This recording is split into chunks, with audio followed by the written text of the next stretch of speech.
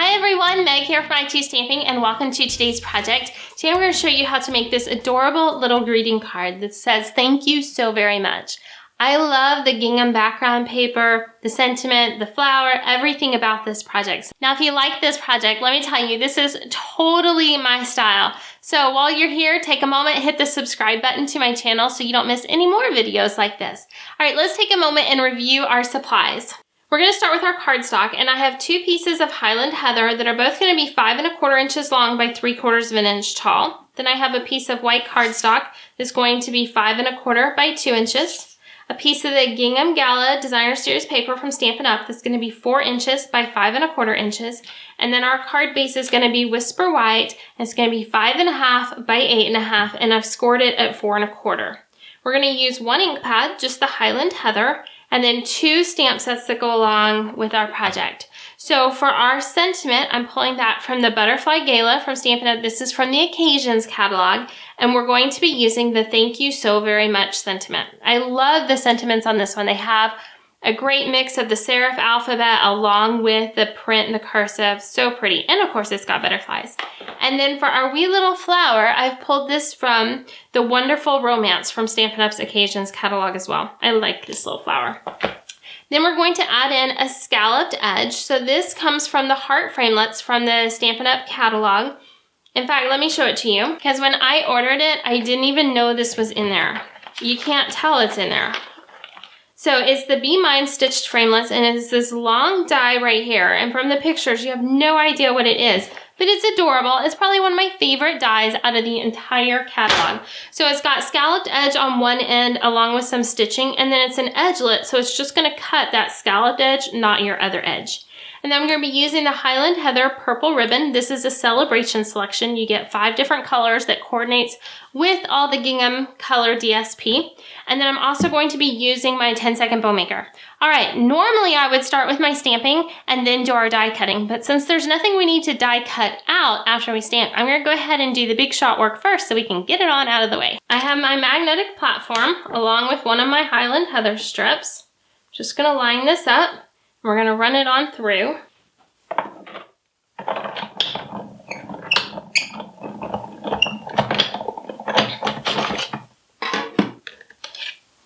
And that's going to give us our scalloped with that stitching that I love so much. And then we're going to take it and send it back on through the big shot with our second piece.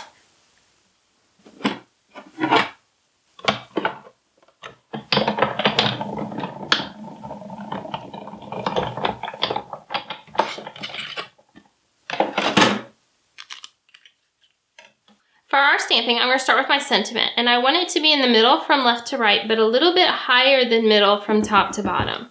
So I'm using the Highland Heather, just going to stamp it right there. Then I'm going to go with my purple flower, and I have my foam mat down with just a piece of white typing paper on top. Typing paper. Printer paper. I still call it typing paper. I don't think I'll ever stop saying that. We're just randomly stamping all over.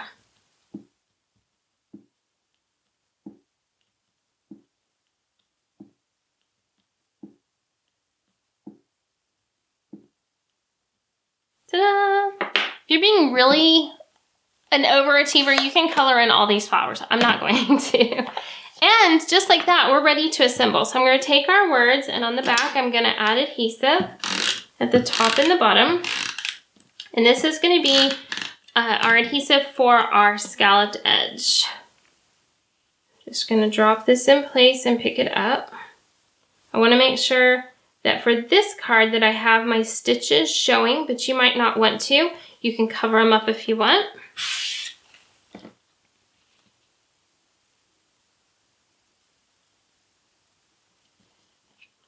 There we go. If you need to do any trim work on your sides, now is the time to do it.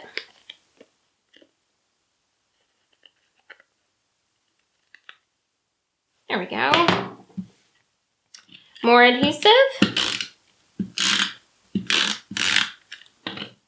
And this will go onto our pattern paper. Now this pattern paper has 2 sides to it. You can decide if you want it to be a busier pattern. I'll do it like that. or the wider. I prefer the wider, but you go with whatever you prefer. So I'm going to line this up in the middle.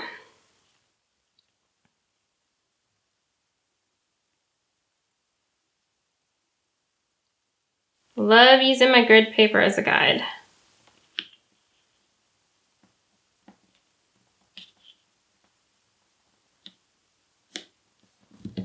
Then we need our card base. I'm going to use my bone folder, get a nice crisp edge to it. Add our adhesive. And then what we have left to do is our ribbon and our bow tying. So here's the 10-second bow maker.